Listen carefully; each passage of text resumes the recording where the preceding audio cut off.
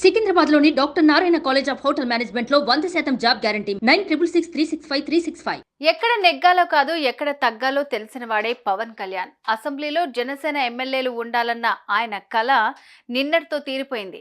ఏపీలో కూటమి గెలుపులో పవన్ కళ్యాణ్ది కీ రోల్. ఇలాంటి విజయం కోసమే పవన్ పరితపించారు.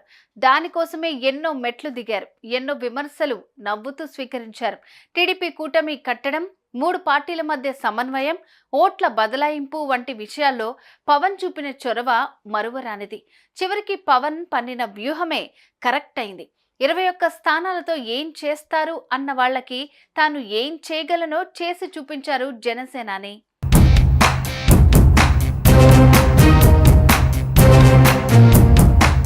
టీడీపీ బీజేపీని దగ్గర చేయడానికి ఎన్నో మెట్లు దిగారు పవన్. ముందుగా సొంత పార్టీ వారిని సముదాయించారు. మన బలం బలగం తెలుసుకుని సీట్లు అడుగుదామని సర్ది చెప్పారు.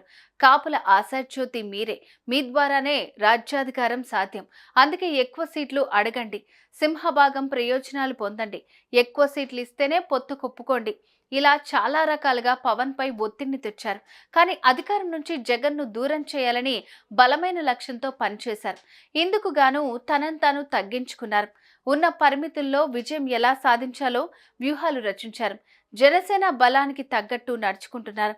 అందుకు ముందుగా పార్టీ శ్రేణులను మలుచుకున్నారు. సొంత సామాజిక వర్గాన్ని ఒప్పించారు.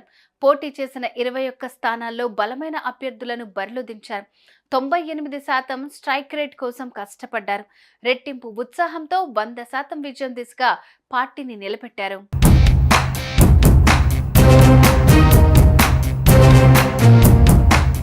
వైఎస్ఆర్ కాంగ్రెస్ పార్టీ మొత్తం 175 అసెంబ్లీ, 25 పార్లమెంటు స్థానాలకు ఒంటరిగా పోటీ చేసింది.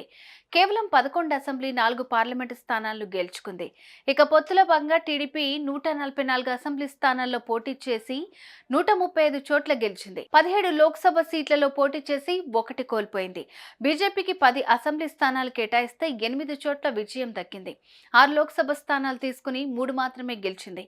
ఇక జనసేన విషయానికి వస్తే జనసేన పార్టీ 21 అసెంబ్లీ, 2 లోక్సభ స్థానాల్లో పోటీ చేసింది.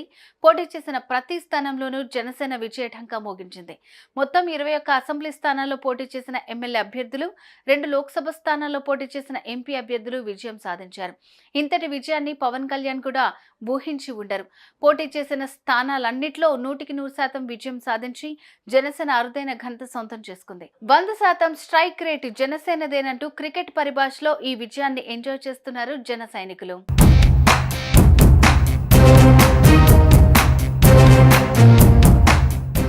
జనసేన పార్టీ సాధించిన విజయంతో ఇప్పుడు ఆ పార్టీ గుర్తింపు పొందిన ప్రాంతీయ పార్టీగా అవతరించింది.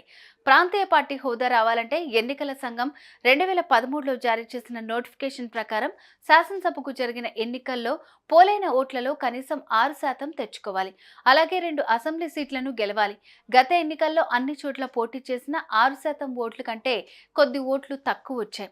1 అసెంబ్లీ స్థానం మాత్రమే దక్కింది.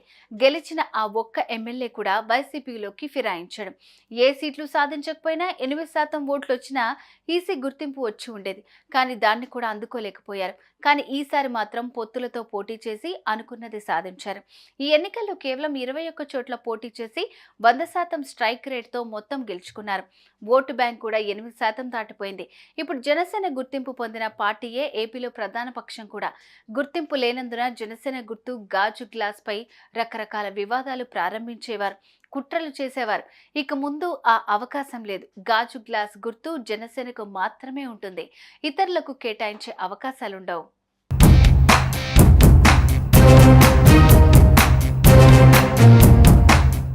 సుమన్ టీవీలో మీ పర్సనల్ అండ్ బిజినెస్ ప్రమోషన్స్ కోసం కింది నెంబర్కి కాంటాక్ట్ చేయండి.